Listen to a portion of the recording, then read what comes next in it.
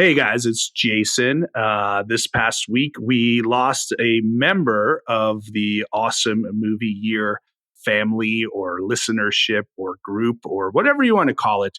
Blair DeWayne was not only a supporter of our podcast and Dave's podcast, piecing it together, he was an avid movie fan and an incredible musician, incredible talent. And for me, he was a good friend. I had been writing about him for over a decade in his bands, but beyond that, he also let me film an entire web series at his house because he was a good friend and he believed in art. And the loss is immense and it hurts and it sucks. And I just wanted to dedicate today's episode to Blair. I miss him. I love him. And I appreciate his dark sense of humor and his personality.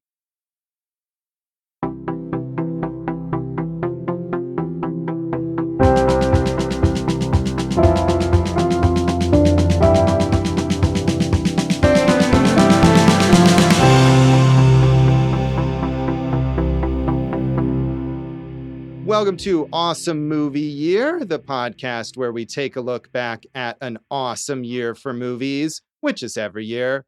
My name is Josh Bell, film critic and writer, and I'm joined by my co-host. I'm Jason Harris, filmmaker, comedian, and the substitute host of Big Time Cartoon Circus.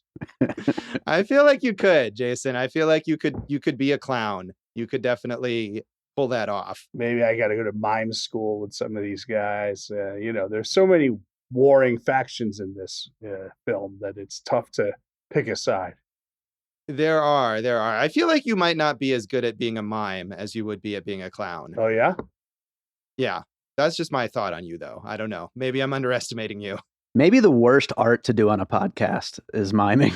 Oh, is he mime? I wasn't even looking at the video. I just wondered why he wasn't speaking. That's great.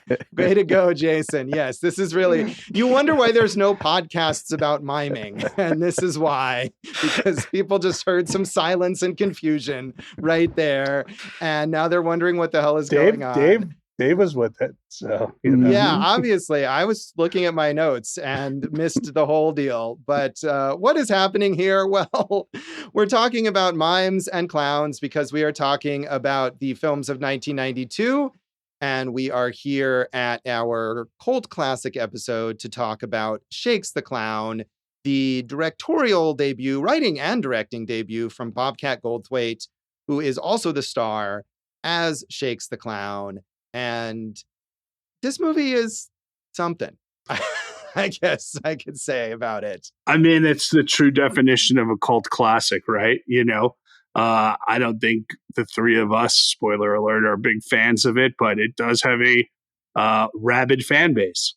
It does. And I would say I'm a big fan of the fact that this movie exists. I agree. I'm a big fan. Yeah. I'm a big fan of Bobcat Goldthwait saying, you know what I'm going to do with my goodwill from like Police Academy movies? I'm going to make this really fucked up movie about an alcoholic, drug-using clown that involves murder and all sorts of depravity. And that's how I am going to sort of expend my Hollywood capital. And not everyone would do that. And I admire him for that. Yeah, I mean, right off the bat, I would say my main criticism is he didn't go far enough with it. If you're going to go all the way out with it. I guess. I mean, we can talk about this later, but I think he continued to push boundaries with his later work and maybe went further with some later films than he did here. But the fact that he went this direction at all, when he was known for something a lot more mainstream and even family friendly, I think you have to give him credit for that. Well, two things on that. One, I think you're discounting his persona as a stand-up comedian because he was playing with the form and going pretty far out there as a comedian. So if you only knew him as Officer Zed, sure, maybe that's it. But you have to take in his other art into account there, Josh. And then two, a little later in this episode, Josh, I interviewed Bruce Baum, who was one of the rodeo clowns of this and a very well-known comedian. And one of the things we talked about is And he, I had to be honest with him. I said, I'm not going to lie, this isn't my favorite Bobcat movie, but he said he gets that a lot. People either love it or hate it, and he's very proud of it. So that's pretty cool. Yeah, so we have Jason's interview with Bruce Baum, who is one of the clowns in Shakes the Clown, and we are very lucky that he gave us some of his time to come on this episode. But in the meantime, we are going to delve into the reaction to this film when it came out, when it was a big failure.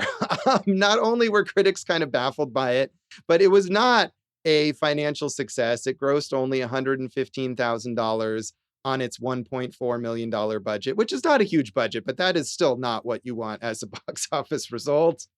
It was nominated for Worst Picture at the Stinkers Bad Movie Awards, which is, I guess, sort of like the Golden Globes to the Razzies Oscars or something like that. Yeah, we've mentioned it a few times on the show. Yeah, the less prestigious award show for bad movies, but did not win. I think lost to Nothing But Trouble, which is a worthy winner. If it's less, that movie was very bad. But if it's less prestigious, doesn't that mean that it sucks worse?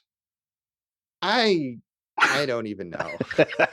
I don't know how to parse any of that. It doesn't exist anymore, though. The Razzies outlived it. The Razzies go on. The Stinkers Bad Movie Awards no longer are given out. But thankfully, Shakes the Clown was one of the nominees. Bobcat Goldthwait can have that as a badge of honor. And critics were, like I said, they were kind of baffled by it. They didn't all hate it necessarily, but I think they didn't necessarily know what to make of it.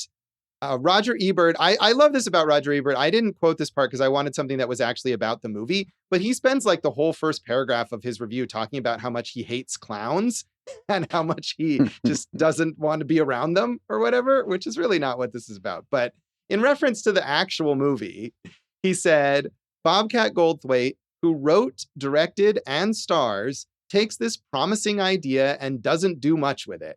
There are some very funny lines scattered here and there in the movie, but Goldthwait is better at monologues than dialogue and dramatic situations. And so his characters have a tendency to stay put, often at a bar, while saying their lines.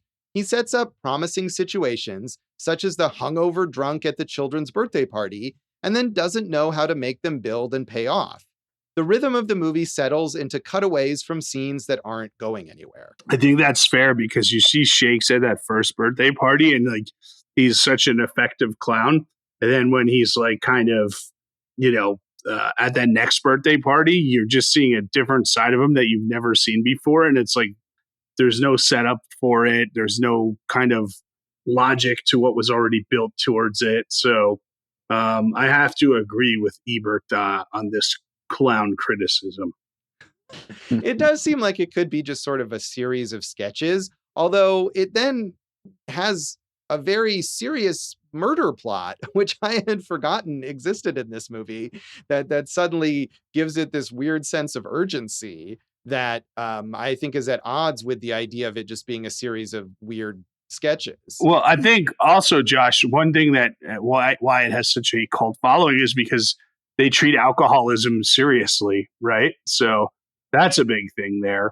But to go back to Ebert's point, like I just felt there were a lot of missed opportunities. Like they're going to a rodeo clown bar and they never go inside the bar. Like I would have loved to have seen what that whole scene is like. And instead it's like they're talking to bouncers, they get roughed up and they leave. Like I feel like there was a lot of, like he's saying, those setups that don't deliver. Yeah, and I wonder if at least some of those are due to budgetary constraints. I mean, obviously, this was not a large budgeted film, and maybe they didn't have the money for more than one bar full of clowns or whatever. That was the thing that broke the budget for him, Josh.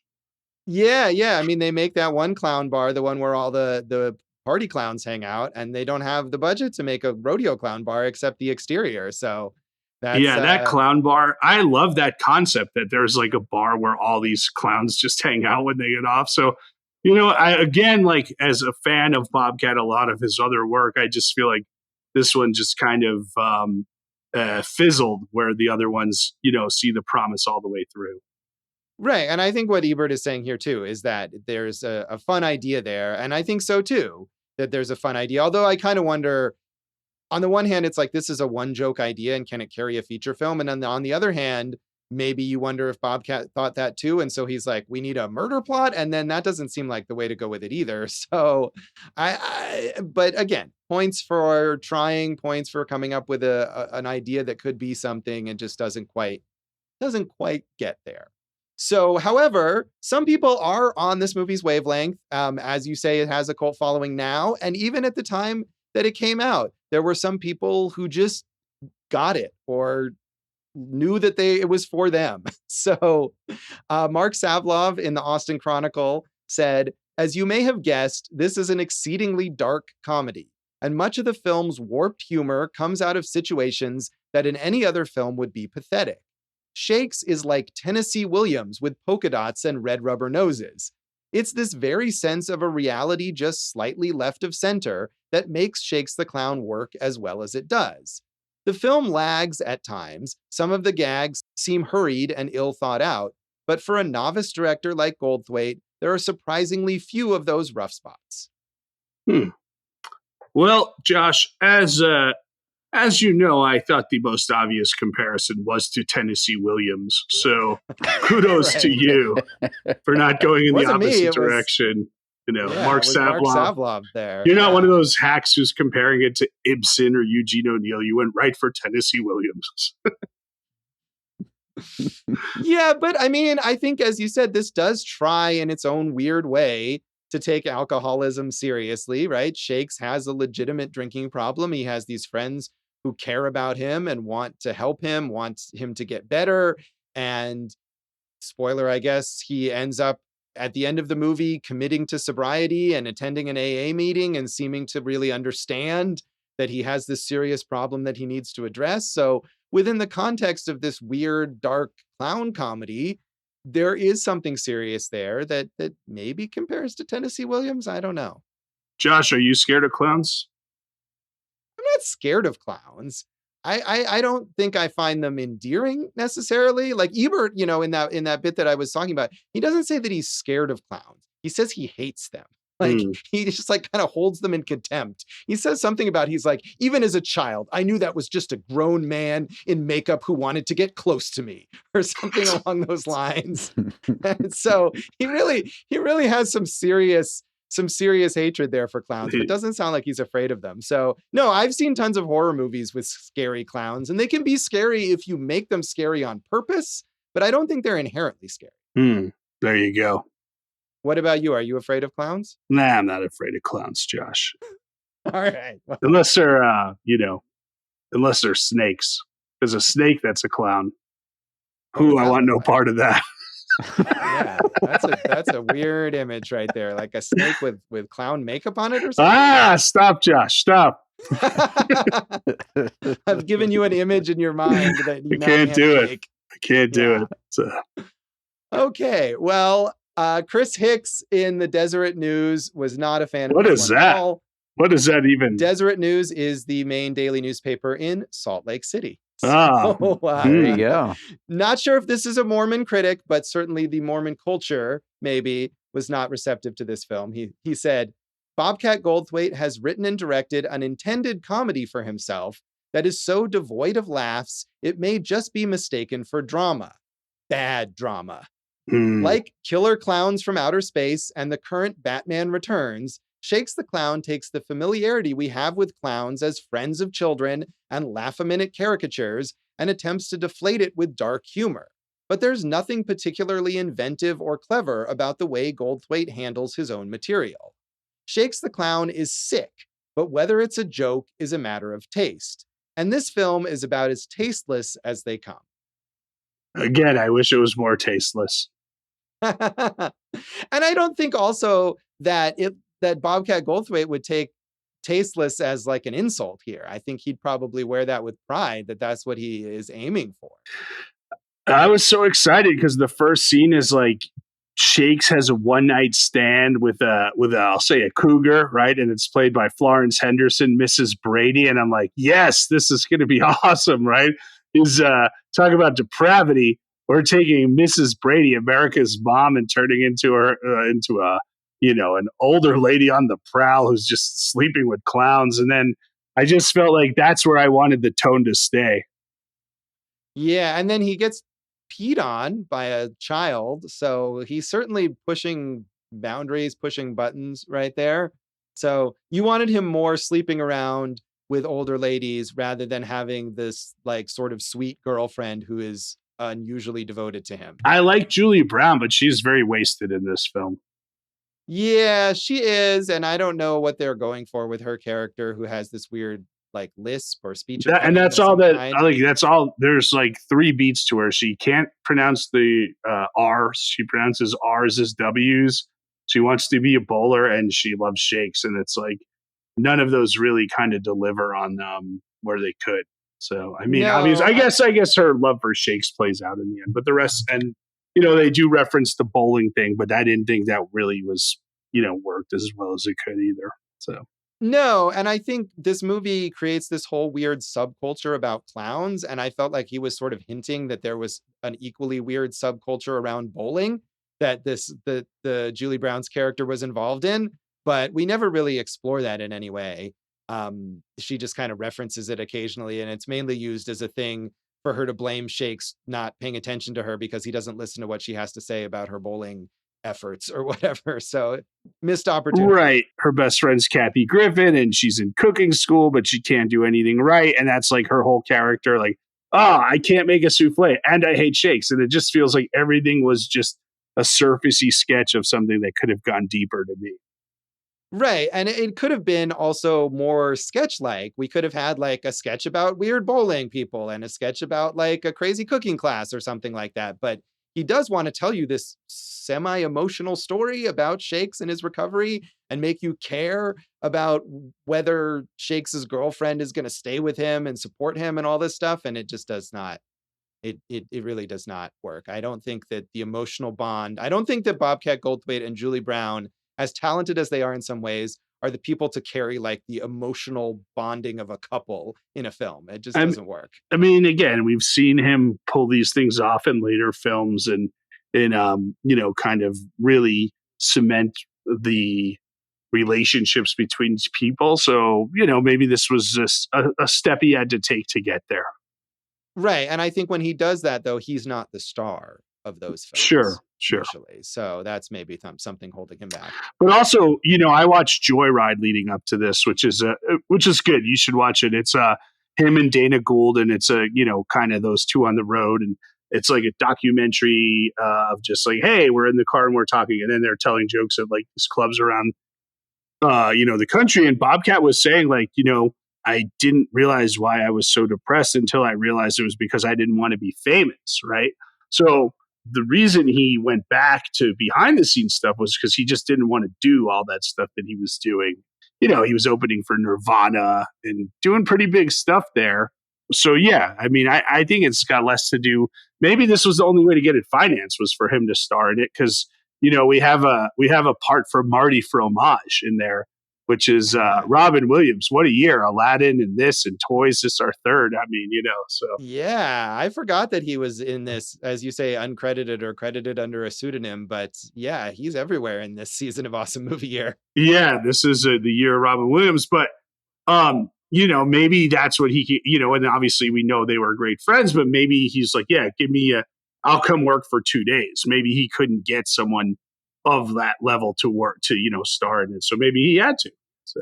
Right. No, I think you're right. And the other thing about that is the opposite, is that at the time, again, he was quite famous. And maybe the way to get this financed is, hey, I'm starring in a movie. I'm the guy from Police Academy. Yes. Like, that's what I was saying. What the selling point is. Yeah. Yeah.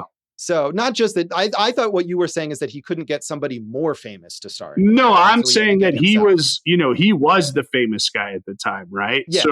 So, and sure, he had famous friends, but you know, maybe a famous friend of his wouldn't be able to commit, but he could commit to it, and that's how he got it, you know, all going. Right.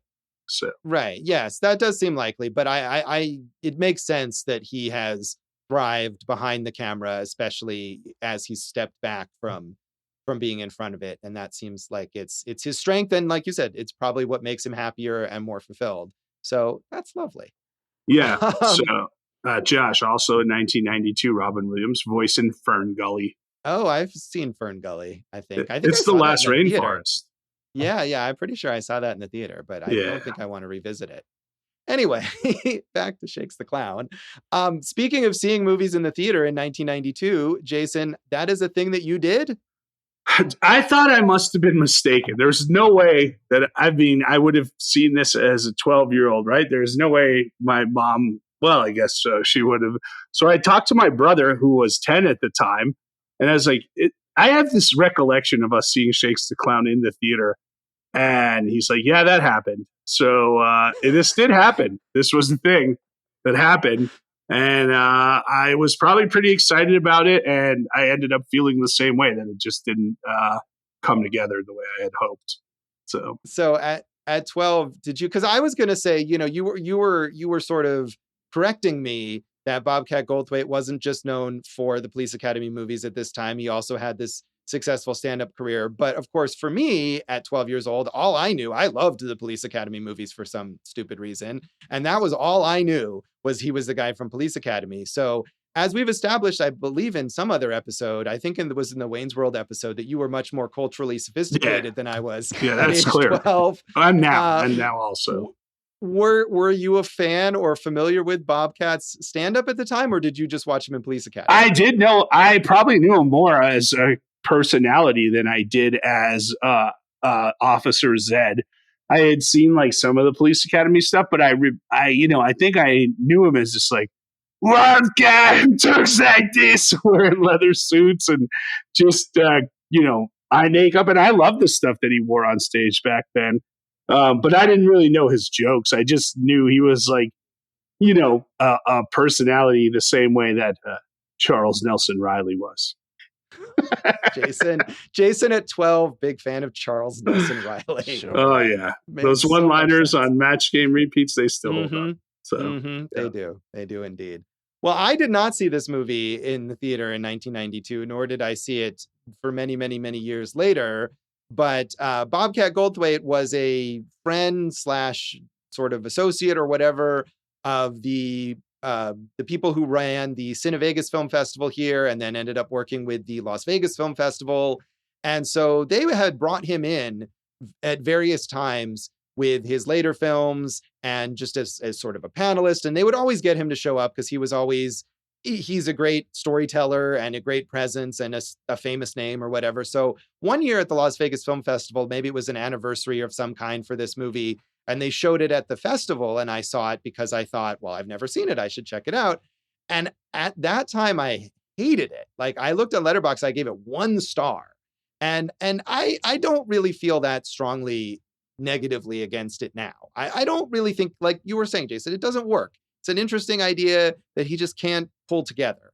But I definitely didn't hate it this time. But for whatever reason, at that festival showing, it just really not only did not do it for me, but just, I don't know, angered me or something like that. So I was glad to revisit it and feel better about it. So one thing Bruce Baum says in our interview is he talks about how people just have such strong reactions one way or the other. And I give the movie credit for creating these visceral reactions. People don't seem to feel like in the middle about it. Right. I agree with you. And like I said, that's why I feel like I'm glad that it exists, even if I didn't particularly enjoy watching it. So, Dave, we've flipped the script here. You're the one who's inappropriately seeing movies at a young age. Sure. Did you watch this when you were younger? No, I had never seen it. And I feel like in my head, I was kind of combining this and Quick Change as the same movie. And I'd never seen either of these two movies, actually. So. Well, Quick Change is great and very, very different, other than involving a brief clown. Yeah, I thought it was like a dark clown, thriller thing. Quick Change is Bill Murray, right?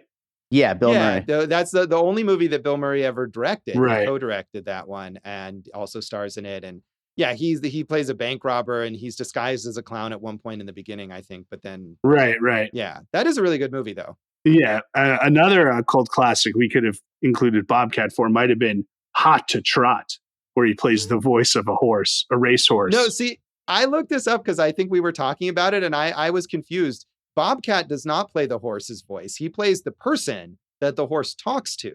And John Candy plays the horse's voice. Whoa. That's a switcheroo. But it's still probably bad. It has a cult following. And I confused that with Let It Ride, which I think was our friend Richard Dreyfuss as a gambling horse better. Richard Dreyfuss does the voice of a horse? No, he just bets on horses. So there's no talking horses in that movie. Not to my knowledge, but we've really gotten off the rails here. Speaking Is of there a horse clown racing. at least? We have indeed. So do you want to mention anything else about the background of this film, Jason? Yeah, Josh, we oftentimes talk about, what year this is. And just to be clear, I think you and I both have said like this played like for a week or two in 91 to either at a festival or obviously for awards consideration. But we know it from, it's 1992 is the year. So. Yeah.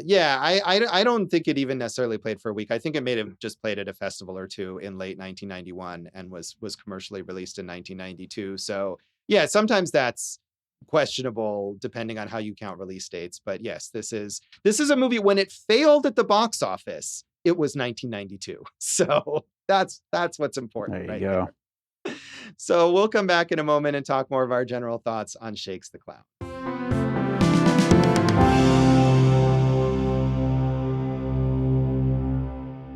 Welcome back to Awesome Movie Year. In this episode of our season on the films of 1992, we are talking about our future cult classic pick, Shakes the Clown. And in a little bit, we'll hear Jason's conversation with Bruce Baum, who is one of the co-stars of this film, plays one of two rodeo clowns who are also drug dealers who get involved in the murder of Shakes the Clown's manager in this fun clown comedy. And man, I love this interview because he really went deep, not just on the movie, but he was such a presence on the stand-up scene, and he knew Robin Williams and Bobcat for so long. He's got some great stories. I think everyone's going to really like that interview. Perfect. Well, I have no great stories, so So, Josh, what you have here is a lot of comedians, which I think is, fun that he cast so many guys. Maybe what Adam Sandler's probably second feature film after Going Overboard, right? And yeah. And he was on SNL at this time, but hadn't done really any movies. Yeah, and you got legends like LaWanda Page and up and comers like Tom Kenny, and who was a friend of Bobcat's in high school or in elementary school, and also they did a stand-up duo act at one point, and it just kind of falls flat in that regard too. Some of the comedians work, but like I feel like Tom Kenny as the bad guy is completely not cast correctly at all. Like I don't think his performance holds up, and it's not menacing, but it's also not funny. So I think there's a lot of issues beyond just what we were talking. Yeah, I think you're right about Tom Kenny, who is not really known for being a on-camera actor. He's an incredibly successful voice actor, a legend as a voice actor. But you look at his filmography and it's like hundreds and hundreds of voice roles, and I think maybe 10 or 12 on-camera roles in his entire career.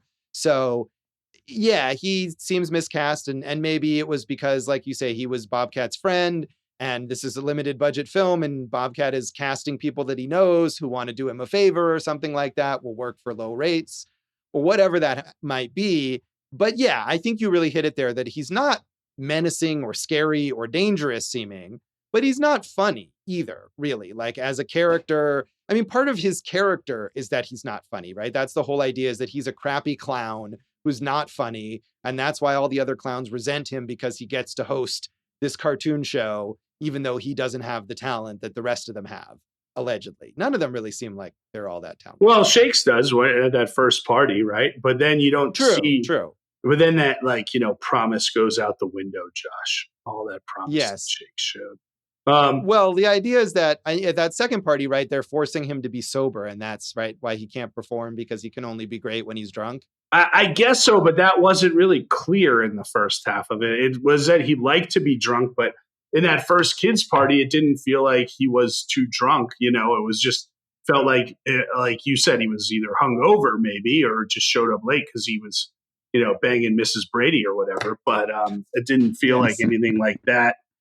You got these weird things, like we talked about the mime situation where the clowns beat up, the mimes, and that could have been fun, and the rodeo clown rivalry, and it just and then you have the manager character played by Paul Dooley, who is all over awesome movie year. We've talked about him many times, but Yeah, 16 Candles. And when else did we talk about? he's the coach in American Pie. So Oh, right, of course, yeah. yeah, so it's just like we said, it doesn't come together. I don't want to keep harping on it. Julie Brown is kind of not utilized as well as she could be, and that's where I'm at on it. I think what we do see is like Bobcat is whatever he feels or we feel about this movie. He's certainly learned from it and was able to make better movies going forward.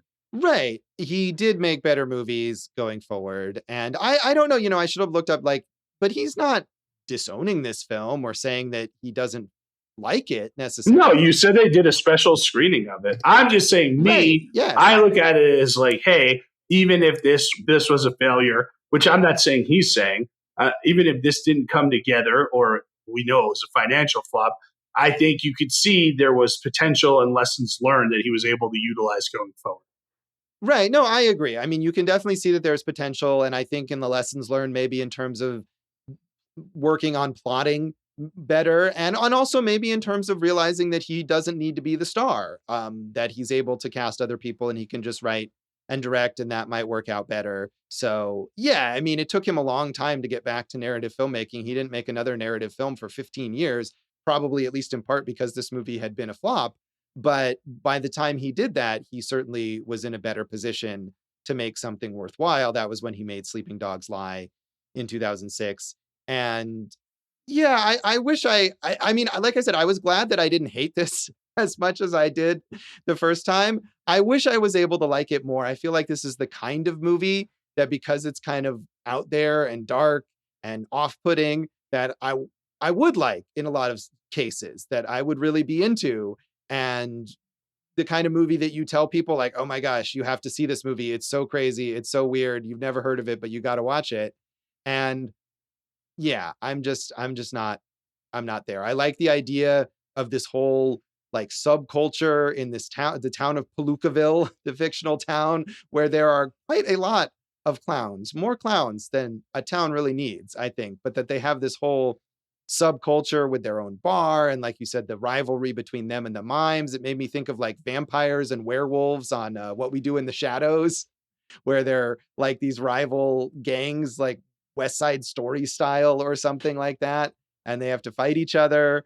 But every time something comes up that you think that's fun, that's weird, that's amusing, it just doesn't play out in an entertaining way. Yeah. And that's why you're the host of the Not Funny Diarrhea Show, Josh, which was a line from the movie. It was a line from the movie. I didn't just bring it up, Josh. That I've just forgotten about. No, I thought that was, you were talking about my other podcast. No, I mean, like, one thing, at one point they arrest Shakes and in the background you see a cop in the station pointing a gun at the head of a suspect. And then like, that's funny, but then they just hold it too long. Or there's the montage of Shakes and his two buddies and they have this weird, like very 80s song, Me and the Boys.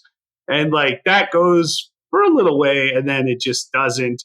So, I don't want to harp on it because, like I said, I think I'm clear on how I feel. I think you're clear on how we feel. We have this really awesome interview with Bruce Baum that I think we should get to. So, Dave, unless you want to add anything, do we want to just rate this guy? Well, what did you think, Dave? Did you like it?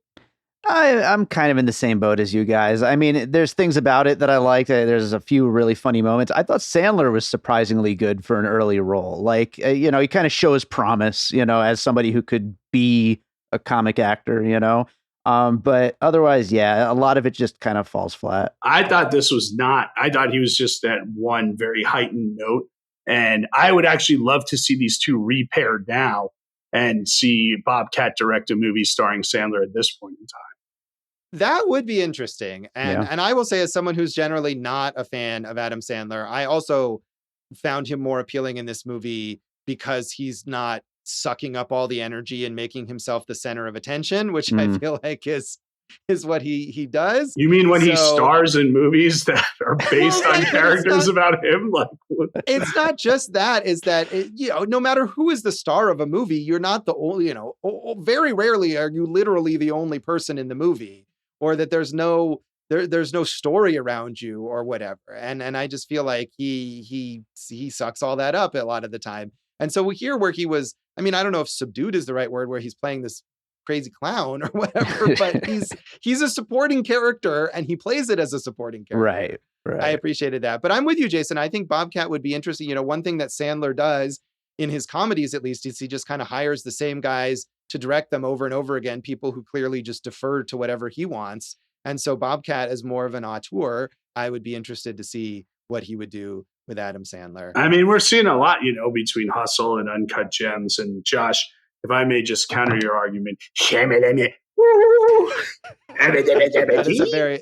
that is a very, very effective counter argument. I do want to just, I want to shout out like the one thing that made me laugh in this movie, which is at one point randomly Shakes gets hit by a milk truck, and his girlfriend is concerned about if he's okay, and he says he's fine, and the milkman comes out and checks on him. And then the milkman kind of tries to like hit on Julie Brown. Yeah, maybe hit on her or just say something. And she's like, "Go away, milkman scum. Leave me alone, milkman scum," is the line. There you go. Yeah. And I love that, like, maybe there was also some sort of subculture of milkmen in this town, and they have their own weird rivalry or whatever. And they never come back to it. But I thought that was funny, those little hints there. So yeah, I do want to hear, Jason, your conversation with Bruce Baum. Looking forward to that. So let's go ahead and rate it. How do you want to rate it? Well, what are we rating out of 5? What, Josh?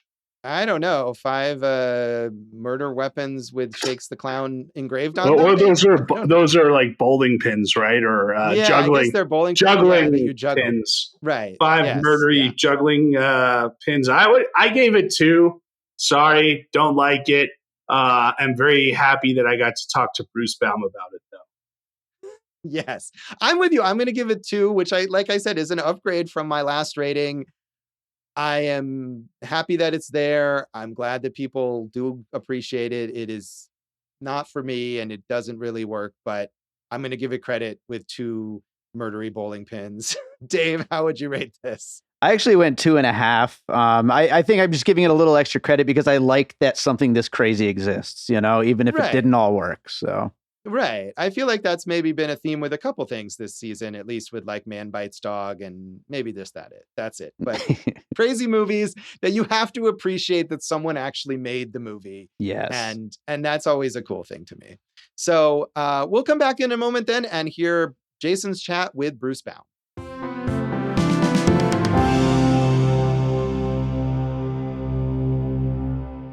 All right, we're back here on Awesome Movie Year. Very special guest as we talk about Shakes the Clown, one of the stars, one of the rodeo clowns himself. And as a comedian, I want you to know how much I appreciate this guy and used to see him on TV all the time. And just thank you for laying down so many tracks that we're able to follow him. Mr. Bruce Baum is here. How are you, Bruce? Oh, thank you. I'm doing great. You guys look good. Everybody's doing fine. We're all coming out of whatever we just had. Or going into a climate apocalypse, as we were talking about before we got on the air. So we're talking about Shakes the Clown here. And I was watching some of your comedy yesterday. And obviously, as I had mentioned, you were just all over TV during my childhood, I would say, Bruce. And I was wondering the birth of your relationship with Bobcat, because you guys were kind of doing the clubs at the same time and also really playing with the form. You kind of incorporate music and props and, Bobcat was always playing with the form. Is that kind of how you guys bonded? Well, he was up in San Francisco and I used to play San Francisco so often that people thought I was from San Francisco. So we kind of knew each other from the scene and mutual friends there. And then, he started, I guess, moved down here. We knew each other also from the Alex Bennett show. Big DJ in the morning back in San Francisco, before that, New York. And then he had the auditions for Shakes the Clown and pretty much filled it with a plethora of people that was really their first feature film. I think it was Adam Sandler's first film. People like Blake Clark, myself, Tom Kinney. who went on to become the voice of SpongeBob SquarePants. So it's become a comedic archaeological dig. That's fair. But was that your first film too? No, I probably did some other films that it was the first film that I was proud of. How about that? Oh, great. And then, so speaking of that, you're talking about the auditions. Did you know about this concept beforehand? Only because my, agent had called in and said, Bob, why don't you come and read for this part? And I don't think I got the part that I read for. I think what Bob was doing, and I'm speaking for me now, is that he had people come in and read and kind of got a sense of how directable and their range. And if they weren't right for the part that he brought them in for, maybe plug them into a different part. Do you remember what part you did read for? Man, I don't. But when I got the call, hey, here's the script and you're Ty the rodeo clown, I went, okay. And it was a blast shooting it because aside from the script, there was plenty of room to ad lib and stuff.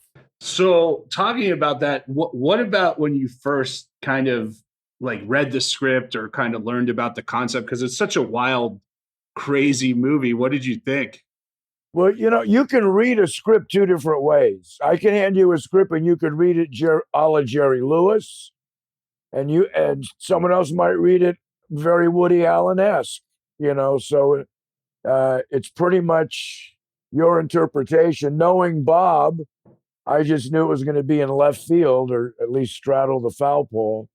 And so I read it that way, because you could read it goofy or you could read it that you're playing in this surreal world and playing it straight. I think that kind of comedy feels more like comedy. I hate it, and they do this on several commercials now, so I'm not knocking any one person. But they'll do a joke and they'll go, get it? Yeah, that ruins it. So I think that's what some films do is with the comedy. You can play it broad for silliness sake, and then you can do broad for you don't know what you're doing sake. Right. You want to play the honesty of the emotion and the character. That's where the humor should come from, not like shining a light on a punchline per se. Right. Committing to the joke and letting people savor it with a burst of flavor. There you go. So you were talking about there was room for improvisation and experimentation. Did you guys do a lot of that on set? I wouldn't say a lot. Bob gave everybody clear reins, after he did it, after he got what he wanted, to go ahead and try, whether it's a different read or something else. We didn't sit there and go through 60 takes, it was pretty much. So, yeah, I think a lot of the humor came from that and came from having the freedom of knowing that no one was going to yell at you if you did. And, with this as his first feature, could you have seen the path he was going to take? He's made some great movies since then, huge director for TV and comedy specials. Did you think this would be the path forward for him? Well, I know that, being able to direct a feature film is a stepping stone. So he delivered, so he got to do more.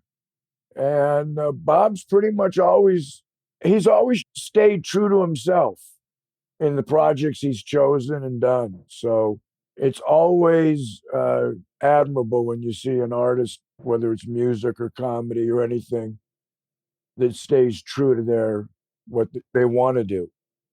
So this is we're talking about the movies of 1992 during this season, and there was an actor in this film, Marty Fromage, who I don't know what happened to him, but he kind of looks like this guy Robin Williams, who was having just a huge year in 1992. Did you have a relationship with Robin? Oh yeah, I met Robin the same week my wife and I kind of hooked up. This was before. Matter of fact, Robin's in my student films when I was a grad student at UCLA. Robin, Dave Letterman. a lot of guys were in my student films because we were all playing the Comedy Store. Back then, there was like 40 of us. Now there's 40 on any given night in any city, 40 times over. But yeah, there was a week I was part of a comedy team. So it had to be 77, between 76 and 78. And Mitzi Shore called. We were playing in San Diego at one of the first comedy clubs. And she said, there's a guy coming down from San Francisco. He's going to audition next week at the store. Can he do some guest sets? Sure. He came down, stayed in the condo. We hung out all week. He killed in the club. And then the following week, he auditioned at the Comedy Store. And then someone put him on a rocket, and the rest is history. There you go. Do you still, is there anywhere we could see these student films you did? Because those sound fascinating. Well, I've started airing some of that. I've always shot stuff on my own. I greenlight myself, whether someone greenlights me or not. So I've taken the stuff that I own and I put it on YouTube on a station called it's Personal Stash, meaning it's the stuff that I own. I will put that up. What I do have up now, I did a piece years ago called Clown Away. And it's got Gary Shandling, and the clowns are George Carlin, Bob Saget, Bill Kirchenbauer, Jeremy Kramer. And so I run that, and then I run it again with everybody labeled. So because you can't tell who's who in a clown outfit. Gary Shandling is the guy who has clowns in his backyard and needs Clown Away. So but that's a Personal Stash. So yeah, I will put up the Robin stuff. But I have been putting up some of that student stuff with Robin and Dave Letterman and et cetera. What an amazing time to have come up and be a part of really just building the modern world of stand-up comedy, man. I've always said it was we were dancing in magic and didn't know it. Because back then, the pinnacle was doing the Tonight Show and maybe getting some guest spots here and there. And then they started using comics to front the sitcoms, and that changed everything. But yeah, if you go down the Las Vegas Strip now, a great majority of the headliners are the guys that were playing the Comedy Store back in the late 70s, early 80s. And yeah, it was a magical time. Everybody, you knew every comic. A couple of years ago, they did a survey, and it came out that comics were the most depressed profession. Usually dentists are. And I say that's a compliment, because when I started out, we weren't even a profession. At least now we're a depressed profession. Yeah, I actually just watched that documentary that Bobcat did with Dana Gould, where Joyride from a couple of years ago. And they were talking about how maybe like a therapist asked one of them, have you ever felt suicidal? And you said, I'm a stand-up comedian. I've been suicidal for the last 30 years of my life, right? So Shakes the Clown, still to this day, we have it as our cult classic because some people love it. Admittedly, not my favorite Bobcat movie, and that's totally cool. What did you think the reaction was going to be and how it turned out to be when it was released, and now having kind of this resurgence as a cult classic? Well, I've always enjoyed it.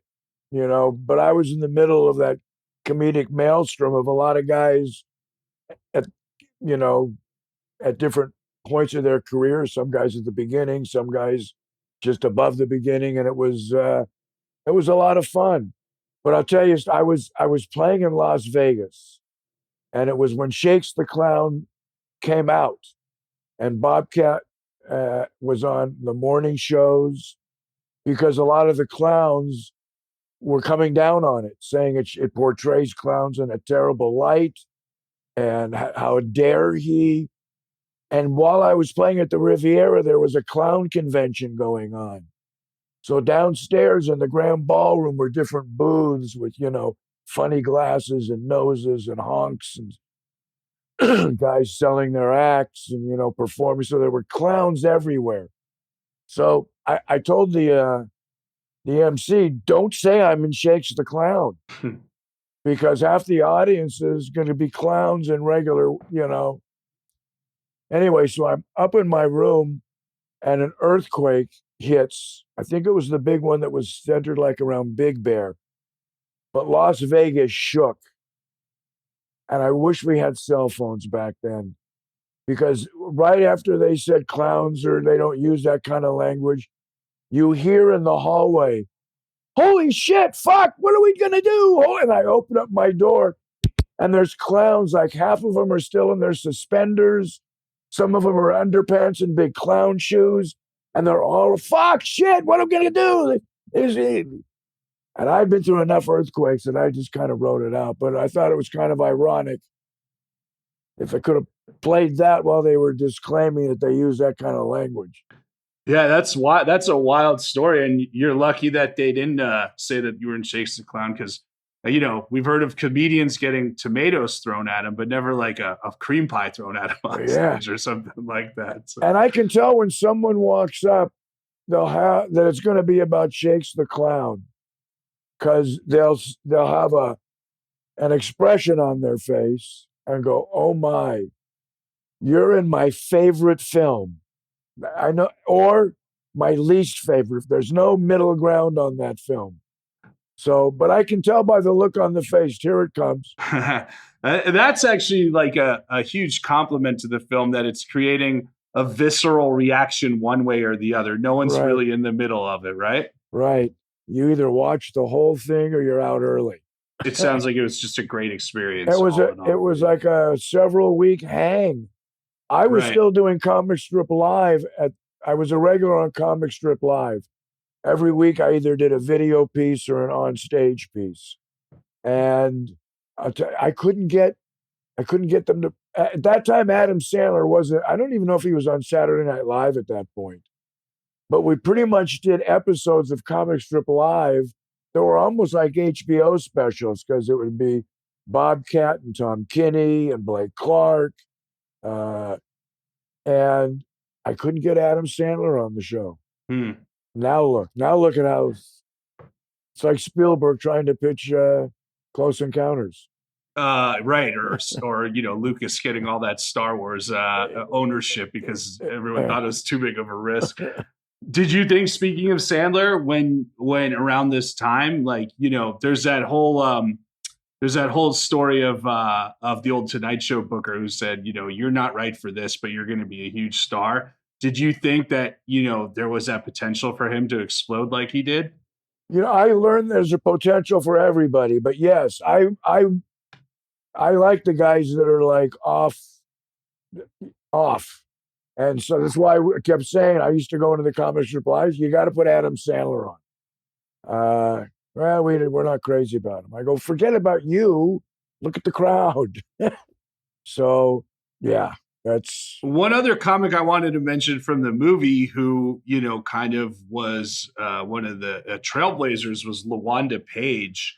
For people who don't know about what she accomplished and how much value she brought as a Black female stand-up comedian at that time, can you speak on that a little bit as a Black female comedian yourself, Bruce? Yes, I'm going to stretch, but I can do it. I think her and Moms Mabley, really forged a path. Well, more than a path, because Joan Rivers forged a path.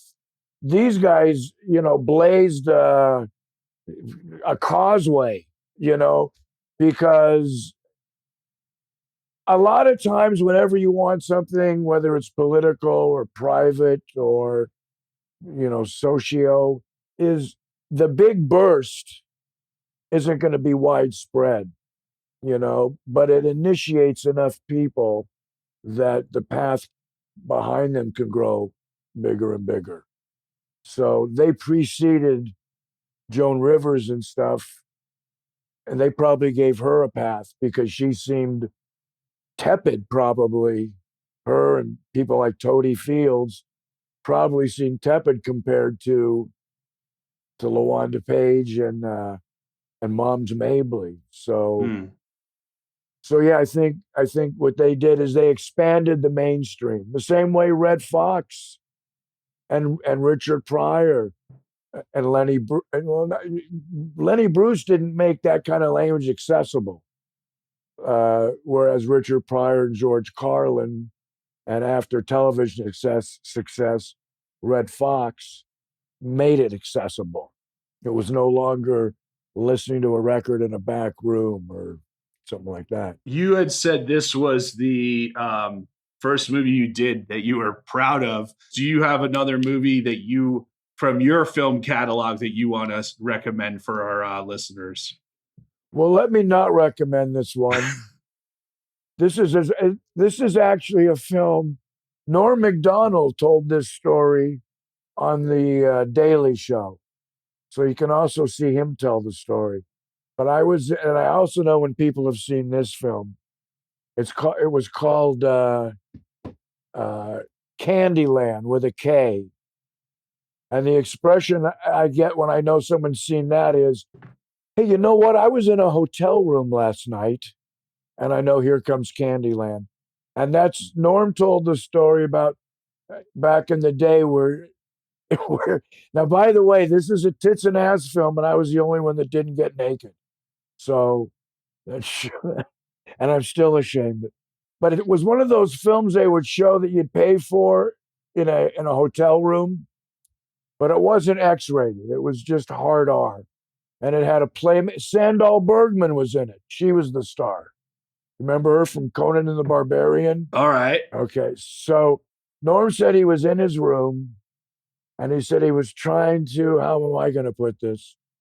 Trying to pleasure himself while the free part was still showing. And just as he was ready to complete his pleasure, he goes, Bruce Baum comes on. He goes, now I can never call Bruce again. I don't ever want to see him again. And I can't ever watch a hotel movie. Right. So that was a movie I was in where, you know, there was some nudity except for me. Sadly. But it was called Candyland with a K. I don't know where you can see it, but if you're in a hotel and you're lonely and you want to try to beat the clock before Bruce comes on, maybe, or at home. Right. So, Bruce, is there anything else you want to plug? We got your YouTube, and I'm excited to check out that stuff, and I can't wait till you see what you keep putting up. Anything else? I know you're still acting in a lot of stuff. Anything else you want to plug? Yeah, I make a hot sauce now that sells online. It's called Noggin Blast.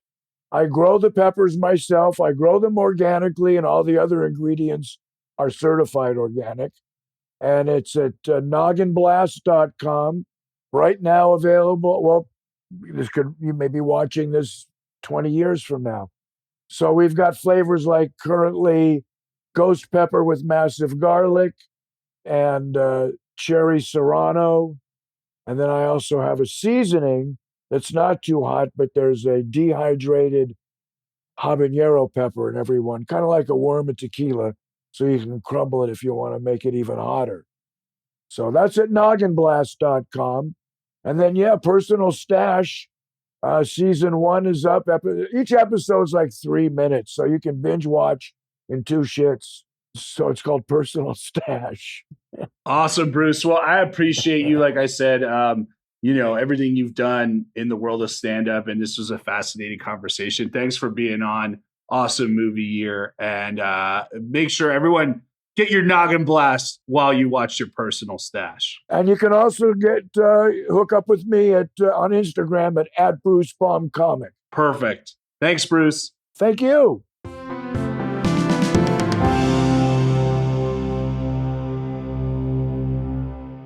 Welcome back to Awesome Movie Year. In this episode of our season on the films of 1992, we have been talking about our future cult classic pick, Shakes the Clown from Bobcat Goldthwait.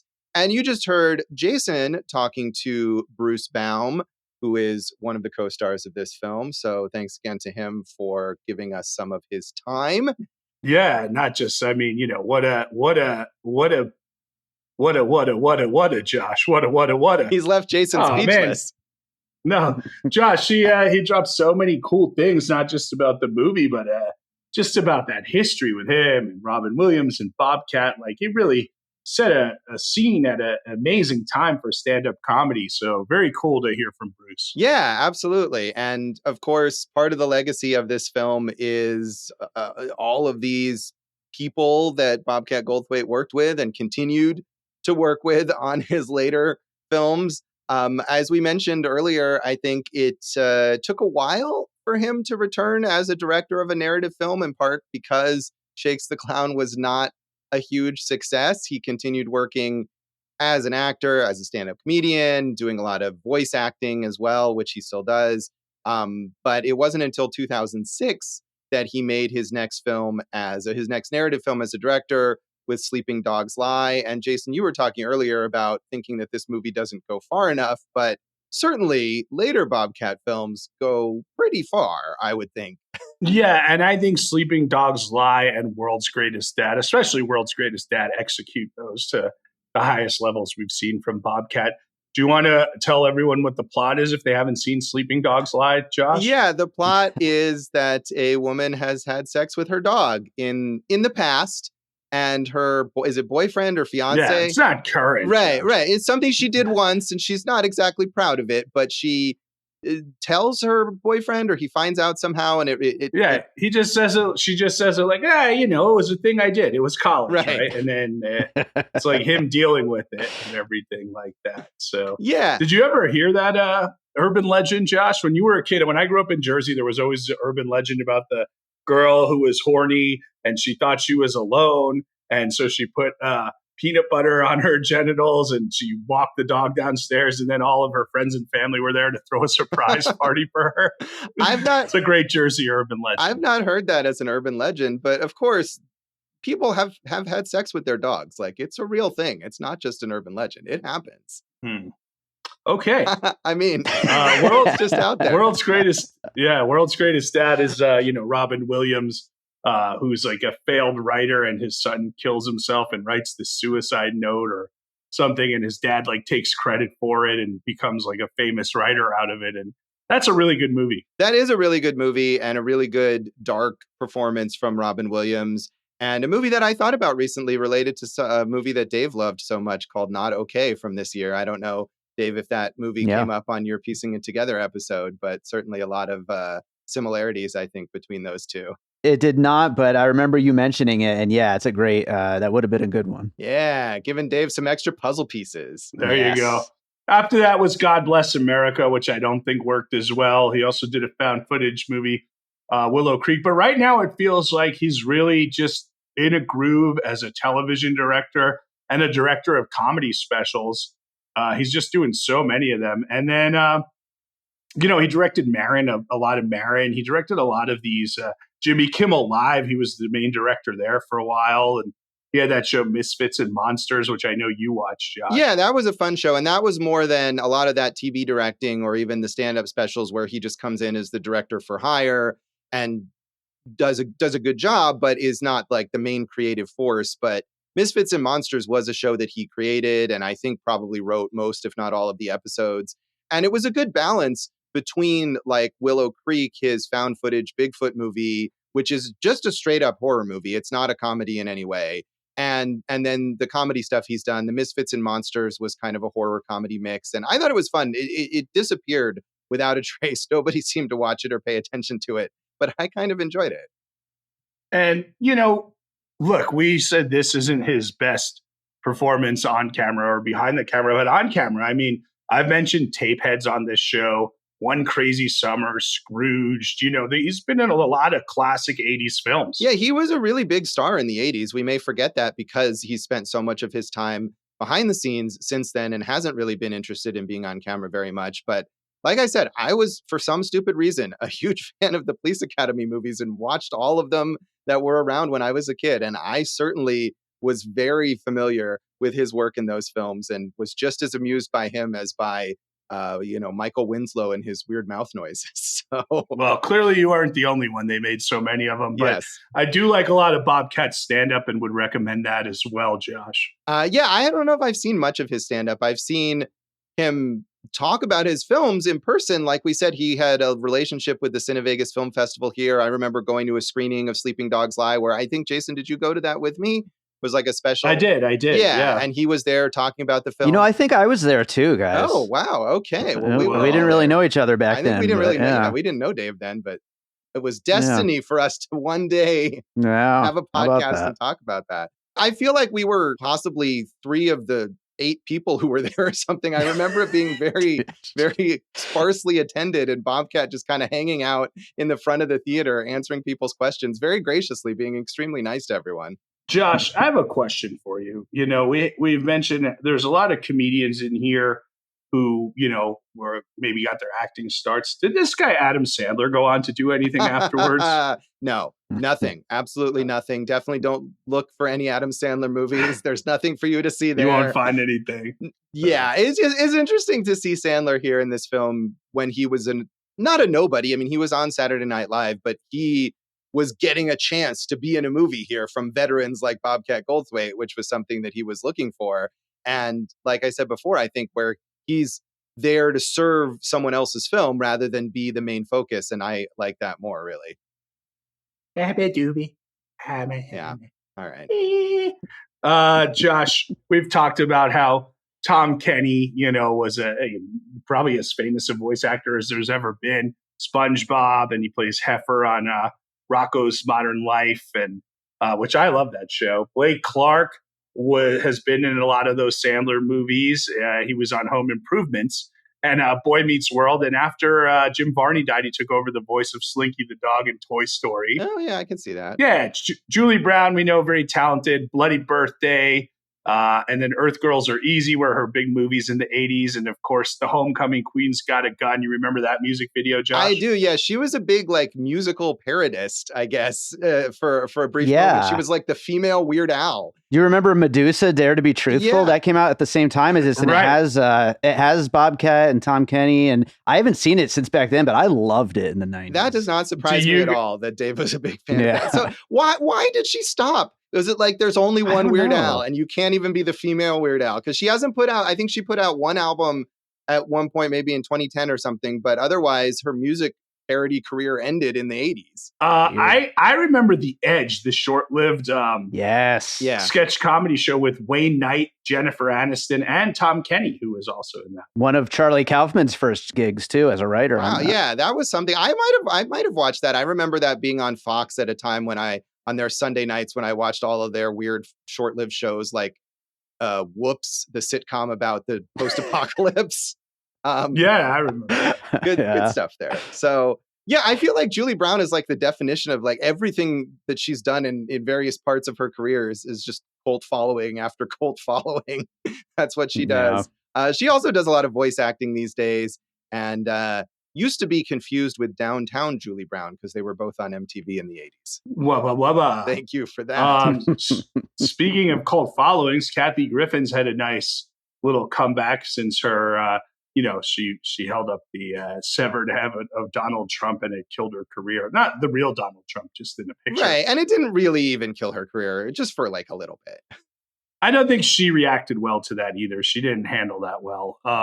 But she was good in Search Party in the last season of Search Party. That was nice to see her. And I always like her in that Seinfeld episode where she just talks about Jerry and her act the whole time.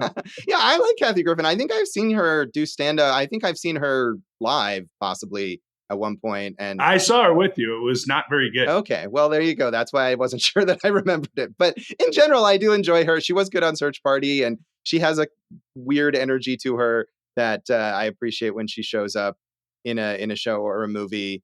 And of course, the last thing I want to mention about the legacy of this film is the REM song Binky the Doormat, which I felt like I was very proud of myself watching this movie when Binky, the character played by Tom Kenny, calls himself Binky the Doormat. And I thought, wait a minute, that's that REM song. That's so cool and obscure. I'm going to mention that on the podcast. And then I went to Wikipedia and there it was. So I wasn't nearly right. That and a Slipknot, right? Yeah, and a Slipknot also. Yeah, a Slipknot song that has like a sample from this. And Binky the Doormat, the REM song, which is a great REM song, has nothing to do with this movie. It's just the title, and the song is not. I was like, maybe they were really singing about Shakes the Clown after all this time, and I didn't know it, but that's not. Josh, I'll give you 3 fun facts, Henry. All 3, right. Josh. Wow, 3. so much fun. Demi Moore was considered for the role of Judy that Julie Brown ended up Well, playing. that would have been a terrible choice. Esquire had a list of 75 movies every man should see. What a stupid list. And this was on it. Yeah, and what a weird thing to include on that list. Right. It just, the whole thing just sounds This is a very manly film. Yeah. Oh, yeah. And then what I had read was they premiered this movie at a charity event and people walked out, which is lovely. I love that. That is the most likely of those facts. So I could see that. I could see people walking out of this movie now. I don't know. I don't remember if people walked out at that special screening I went to at the film festival, but it's entirely possible. Josh, in summation, as we've said, like, we didn't love this, but we can see how people do. And I really think a good step forward for Bobcat. You see this as the foundation for him to go forward. Yeah. And again, like a few things that we've talked about this season, I'm just glad that it exists, that someone went through and made this film. It's cool that it's out there. So I'm glad you exist, Josh. Oh, thank you, Jason. That is weirdly sweet in reference to this alcoholic clown movie. So that is Shakes the Clown. And that is this episode of Awesome Movie Year. Check us out online and on the social media. Josh, I'm all over the social media. We're all over the social media. I'm at Jason Harris Comedy or J Harris Comedy on all the socials. Of course, I have all those new projects, Josh. The Trivia Party and Eat This Comedy, doing events in Las Vegas and hopefully beyond. And Josh, we are at awesomemovieyear.com, Awesome Movie Year on Instagram and Facebook, Awesome Movie Pod on Twitter. I didn't mention my website, goforjason.com, because it does not deserve mentioning. Yeah, my website, joshbellhateseverything.com, also doesn't really deserve mentioning, but look at how we mention them both anyway.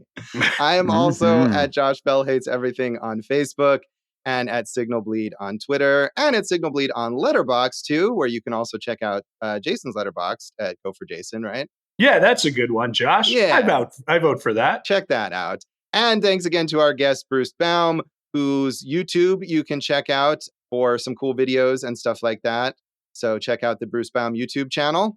Yeah, I think he's going to start releasing more and more, and hopefully he'll write a book one of these days. Hopefully we'll all write a book one of these days. But Bruce more than you, Josh. Yeah, I think that's fair. I'm betting on him. Yeah. Good call. And you can listen to our producer, David Rosen's awesome podcast, Piecing It Together. Check out Piecing It Together wherever you listen to podcasts and follow us on social media at Piecing Pod. And Jason, what do we have in our next episode? Josh, it's the audience choice. And of course, the audience chose Basic Instinct, you pervs. Well, to be fair, we gave them 3 perv choices, so it was really a stacked deck there. But they did indeed choose Basic Instinct, so tune in next time for that. And thanks for listening to Awesome Movie Year. Thank you for listening to Awesome Movie Year. Make sure to follow Awesome Movie Year on Facebook, at Awesome Movie Pod on Twitter, and at Awesome Movie Year on Instagram. And if you like the show, review us and rate us with 5 stars on Apple Podcasts.